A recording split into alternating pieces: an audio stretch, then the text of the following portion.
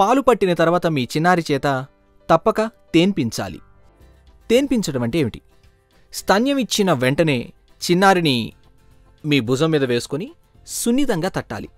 అలా దాదాపు 15 నిమిషాల పాటు చేయాలి.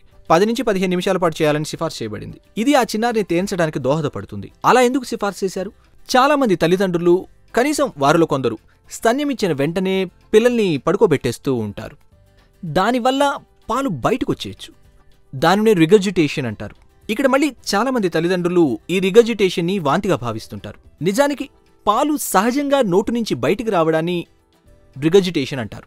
రోజులో 3, 4, 5 సార్లు కూడా జరగచ్చు. మీ చిన్నారి చేత చక్కగా తేన్పించకపోతే వాంతి కొంత ప్రయత్నం జరగాలి, ఒక కకుల రావాలి. అర్థమైంది కదా? కన్ఫ్యూజ్ అవ్వకండి.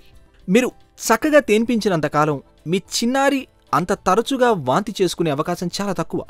మీరు ఎంతో ప్రయత్నించి తేన్పించిన తర్వాత కూడా చిన్నారు పాలని నోటి నుంచి వదులుతుంటే, అంటే పాలను రిగర్జిటేట్ చేస్తుంటే మీరేం కంగారు పడకండి. తేన్చడం అన్నది బలవంతంగా చేయగలిగేది కాదు. అదొక సహజమైన విషయం. మీరు చేయవలసిందల్లా కేవలం చిన్నారిని మీ భుజం మీద వేసుకుని తేన్చేందుకు సహాయపడమే. మిగిలిందంతా సహజంగా జరిగిపోతుంది.